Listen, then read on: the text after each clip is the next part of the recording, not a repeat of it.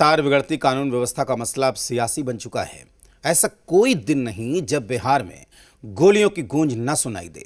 विपक्ष ने इस मसले को लेकर सरकार को घेरना शुरू कर दिया है, लेकिन सत्ता पक्ष इसे लेकर ज्यादा गंभीर नजर नहीं आता। सरकार के पुराने रिकॉर्ड की दुहाई देकर वर्तमान की घटनाओं पर सफाई दी जा रही है।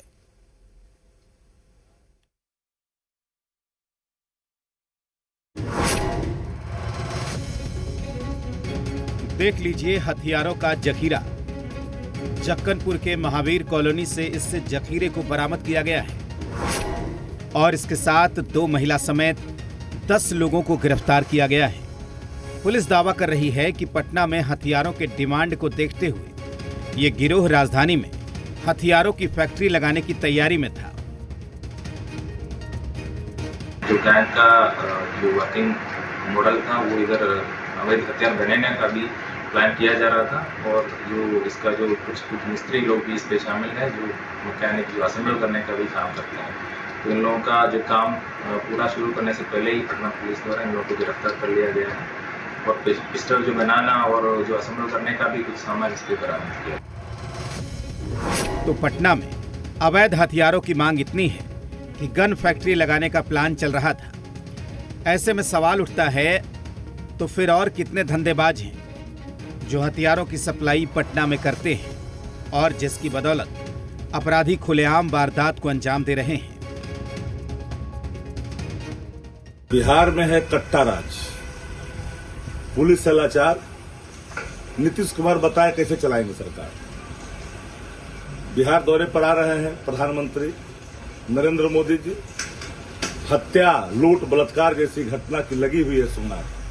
माननीय मुख्यमंत्री ने जब से सूबे की बागडोर संभाली है, जनता ने उन पर विश्वास किया है, तो प्रथम प्राथमिकता रही है कानून का राज्य को स्थापित करना।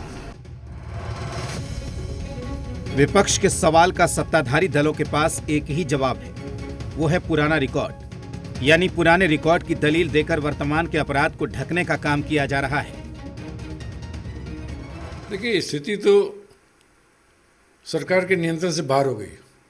दिन दहाड़े गोलीबारी हो जाती है। बोरिंग रोड, कैनाल रोड जैसे इलाके में गोलीबारी हो रही है।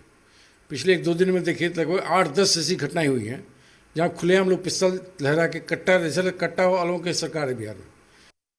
देखिए, ये आपराधिक घटनाएं होती है तो उन घटनाओं को अंजाम देने वाले व्यक्ति बख्शे नहीं जा रहे हैं, वो पकड़े जा रहे हैं, उन पर कार्रवाई हो रही है। विपक्ष के लोगों को जरा झांक करके देखना चाहिए अपने समय का। मुंगेर से हथियारों की सप्लाई होती है और बीजेपी को लगता है कि हालात काबू में है। अगर ये हालात नियंत्रित हैं, तो फिर राजधानी के लोग भगवान भरोसे हैं। आपने डीजीपी का बयान सुना होगा, डीजीपी साहब का बयान सुना होगा। कोई अपराधी अगर ये सोचता है कि हम किसी तरह का कृत्य कर लेंगे, अभी तो उसको पकड़ाना बाकी है। पकड़ाने के बाद आपको सब बात खुलेगा कि कौन लोग थे, किस तरह के लोग थे, कौन लोग सरकार को बदनाम करना चाहते हैं।